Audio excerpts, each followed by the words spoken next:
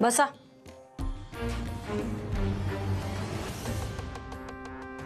एका गावात एवढे खून होतात आणि तुमच्या हातात अजून काहीच लागलेलं नाहीये. कशाची वाट बघताय तुम्ही? अजून किती खून झाल्यावर तुम्ही या केसला सिरियसली बघणार आहात? फक्त खूनच नाही तर बरंच काही घडलंय गावात आणि त्याचीही काहीच माहिती तुमच्या हातात नाहीये. तुम्ही इथे काम करताय की झोपा काढताय? तुम्ही तुमचं काम चोखपणे केलं असतं तर मला इथे यायची वेळ आली नसती. कमिशनर साहेबांनी मला इथे पाठवलंच नसतं. मला आता अजिबात काम चुकारपणा चालणार नाहीये.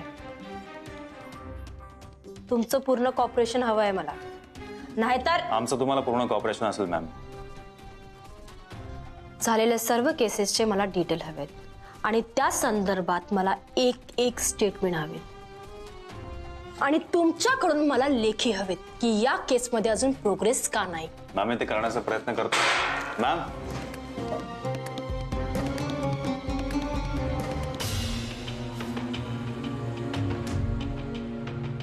साहेब मी काय म्हणतो, ह्या मॅडम नक्की आपल्या डिपार्टमेंटमध्ये आहेत का हो? शिकरे अहो तसं नाही हो, म्हणजे जरा दिसायला हिरोईन सारखे आहेत ना म्हणून विचारलं. का आम्हाला लागा आता अंगावरची वरती उतरवतील त्या. बसा. तुमचं काय निघा.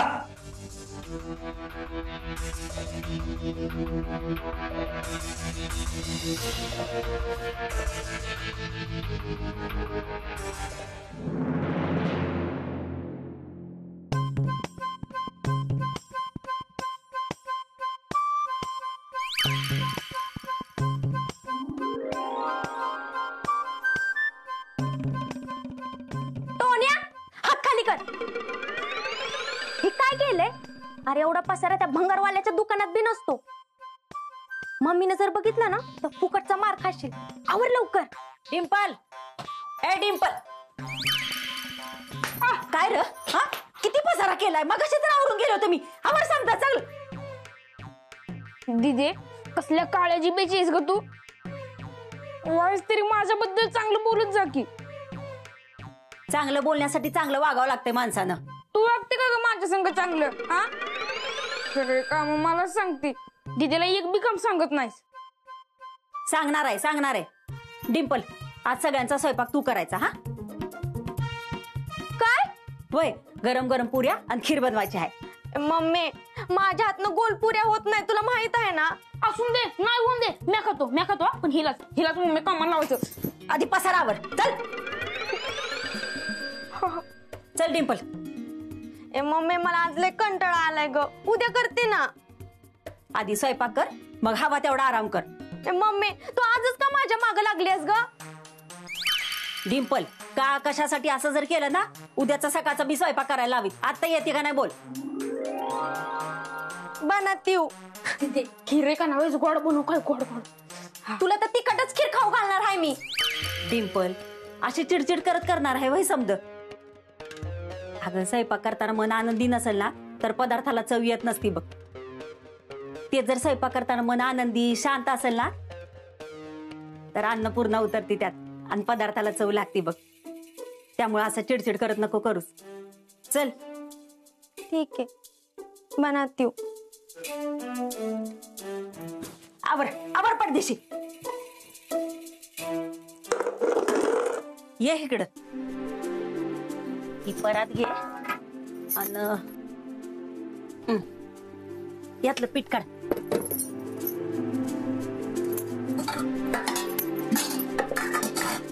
चांगलं 2-3 वाट्या घे.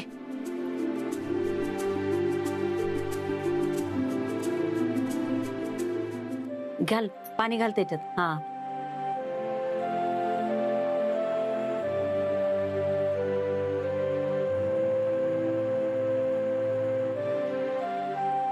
तेल टाकलं का बघ तिकडं. वरनच बघायचं हात लावून. हा मग हाताखालनं गेलं की समजा जमतंय.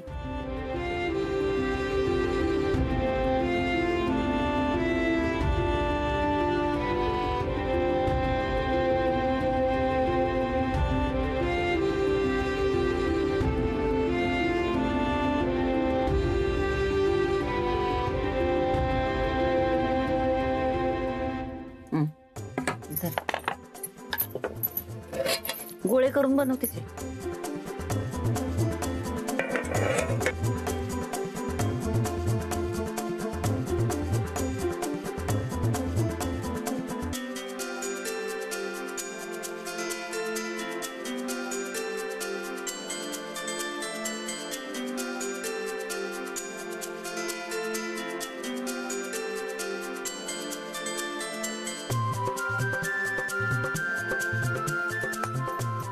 ही बघ, हा भाजी बनव, मी आलेच.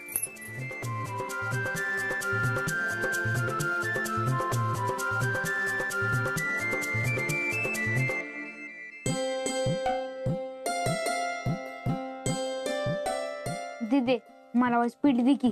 गप, काय करू नको मदत. दे की ग दीदी. बघू कसं केलंय. तेल गरम आहे. टोन्या,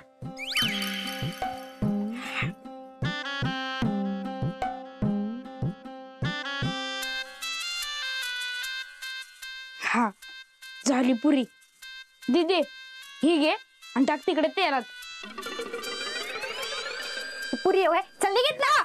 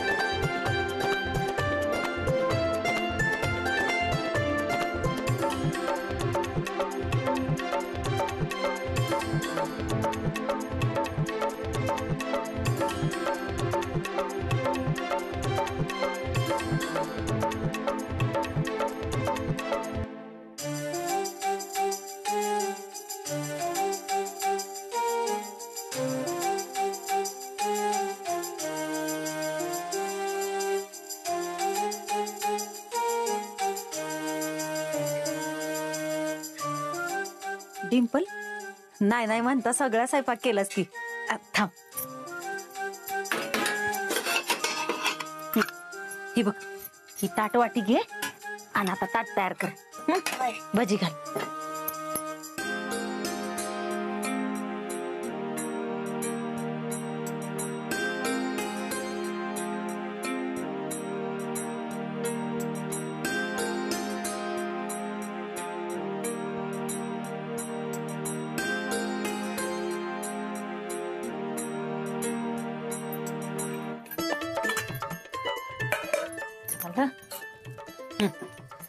चल माझ्या संग.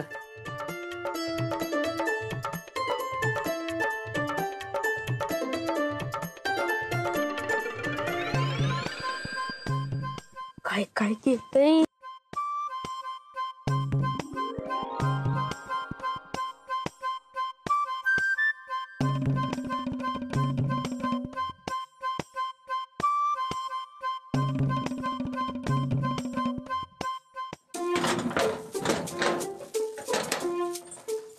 डॉक्टर, जेवण आणलंय तुमच्यासाठी. डिंपल, आज कुठला सण वगैरे आहे का? एवढं सगळं बनवलंय? ते आमच्या मम्मीलाच विचारा. अहो, मला काय विचारायचं त्यात? ही सगळं बनवलंय डिंपलनं खास तुमच्यासाठी. माझी जरा सुधीक मदत घेतली नाही हा, आणि मला विचारलं बी नाही. एवढी शानी हाय की मम्मी कुठला पदार्थ कसा बनवू, कुठल्या पदार्थात काय टाकू, काही काही विचारलं नाही बघा. एवढी शानी आहे आमची डिंपल. आणि नजर तर लई साफ आहे डिंपलची. म्या बनवलेला पदार्थ एकदा बघितला ना, अगदी तसाच्या तसा बनवती बघा. लई शानी हाय. घरकाम, स्वयंपाक, दवाखाना सगळं सगळं सांभाळते बघा. आणि ती मोबाईलचं तर काही विचारूच नका. लाखात एक आहे माझी डिंपल. चुकताय मंगलताई तुम्ही. लाखात एक नाही, करोडोत एक आहे डिंपल. खूप हुशार आहे. बोलण्यात तर इतकी पटाई येते की कोणाला ऐकणार नाही. कोणाला कोंडीत कसं पकडायचं बरोबर कळतं तिला. ही क्वालिटी प्रत्येक माणसात नसते. आणि ज्याच्या घरी जाईल ना, त्या घराचं सोनं करील बघा. स्वभावानं तर चांगली आहेत, पण स्वयंपाकात पण सुगरण आहे. बरं डॉक्टर, तुम्ही बसा हा, आणि मला सांगा जेवण कसं झालंय ते.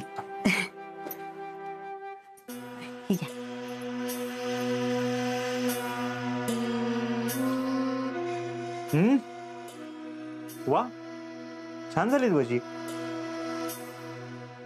डॉक्टर, खीर पण बघा की.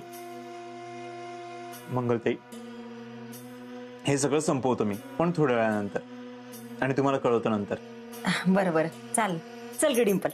डिंपल, मंगलताई, मला जरा डिंपल बरोबर महत्वाचं बोलायचंय. तुमची हरकत नसेल तर. नाही नाही, माझी काय हरकत नाही.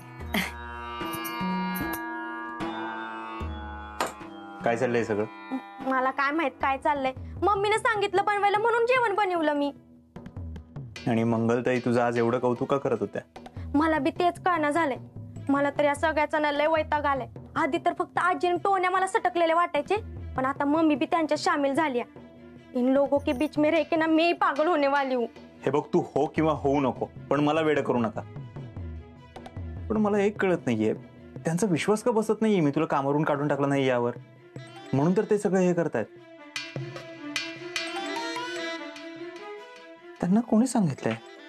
तू तर काय बोलली नाही ना त्यांना मी तुला कामावरून काढून टाकल्याबद्दल? नाही, ते मी असंच त्यांना भ्या घालीत होते. असंच? तुझं कुठलंच काम असंच नसतं डिंपल. आता हे जेवण बनवलंय, त्या पाठीमागे काहीतरी प्लॅन असेल तुझा. डॉक्टर, याच्या मागे माझा काही प्लॅन नव्हता. मला मम्मीने सांगितलं ना म्हणून जेवण बनवलंय मी. उगाच काय बी बोलत जाऊ नका. एक तर मला येतोय स्वयंपाक बनवायचा कंटाळा. उगाच तुम्ही ना काय बी विचार करत जाऊ नका. गपगुमानाव खाऊन घ्या, गार होऊन जाईल सगळं. नाही तर म्हणाल हे गार जेवण देण्यामागं बी तुझा काहीतरी प्लॅन आहे. घ्या, खाऊन घ्या.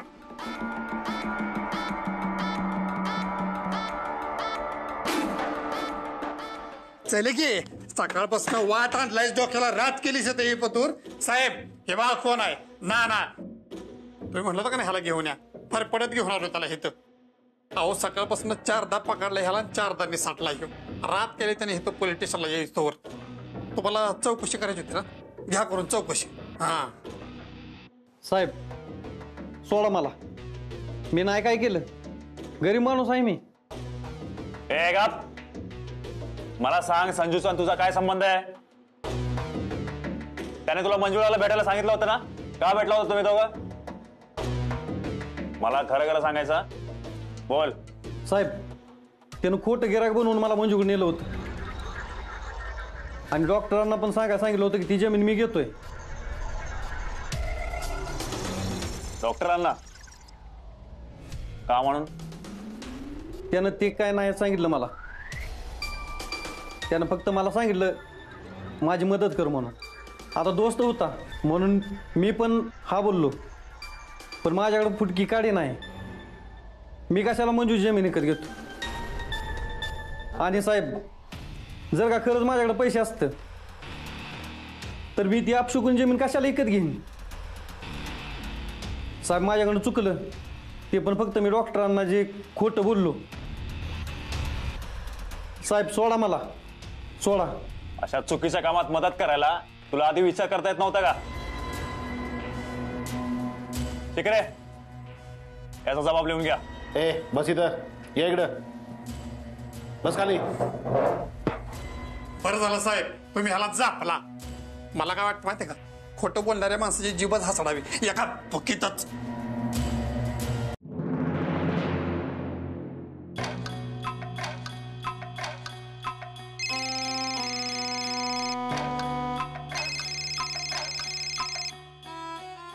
इन्स्पेक्टरचा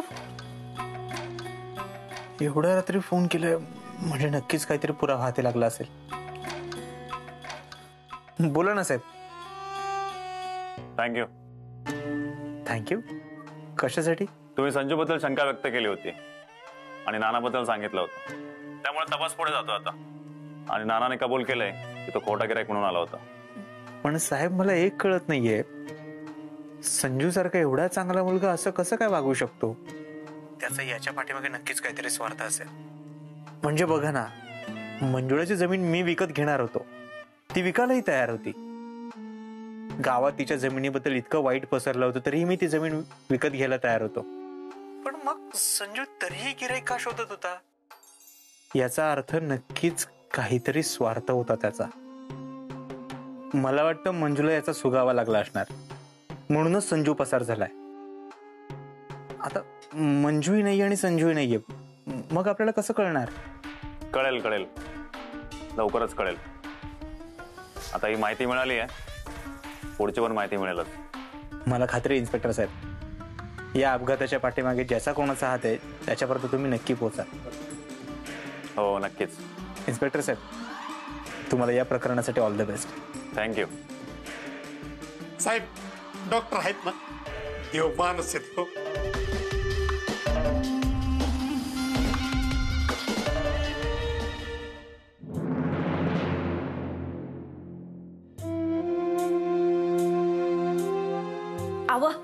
अव म्या काय म्हणते, म्या डिंपल बद्दल विचार केला.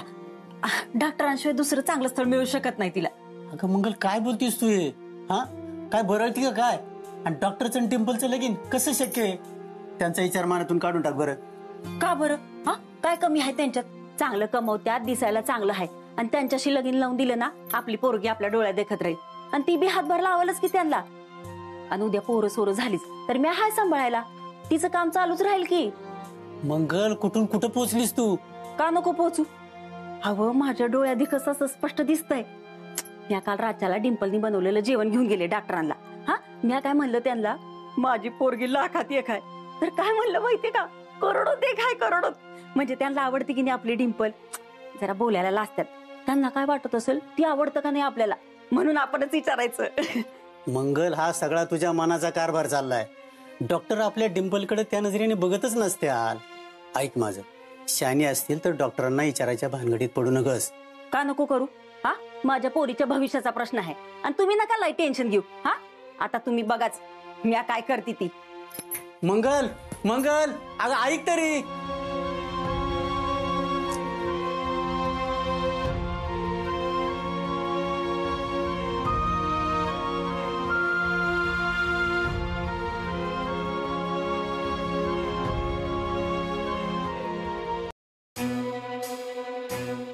जेवणानंतर एक एक चमचा 500. या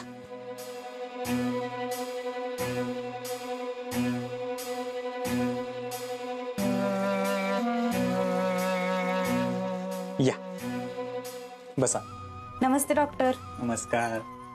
बोला, काय होतंय? डॉक्टर, मला एकदम ना फिट राहायच्या गोळ्यात आहे बघा, ज्यांना मी फिट पण राहिली पाहिजे आणि सुंदर पण. हो, अशा कशा गोळ्या देणार? आणि खरं सांगू का, तुम्ही खरंच खूप सुंदर दिसताय. आणखी कशाला सुंदर व्हायचंय? गावात ना एक बाई आली बघा, ती जास्त सुंदर आहे.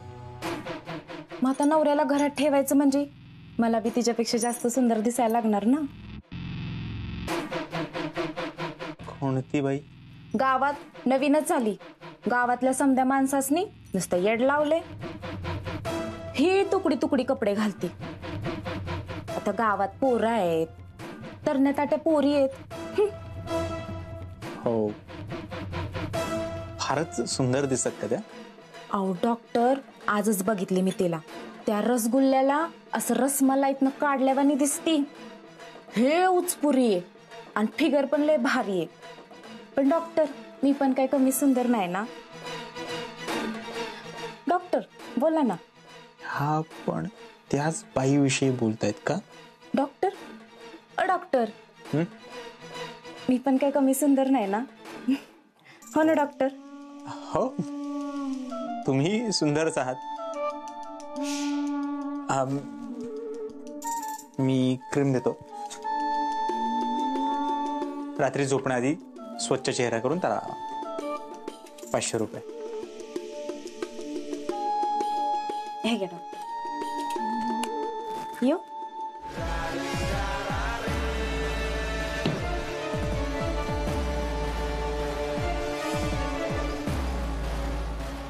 अशी कोणती बाई आली आहे जिची सर्व गाव चर्चा करतंय? मला आता तिला भेटलंच पाहिजे. नेमकी ती मुलगी आहे की बाई आहे? कुठे राहते, काय करते, याची आत्ता गावात जाऊन मला माहिती काढावी लागेल. बघू तरी कोण आहे ही अप्सरा.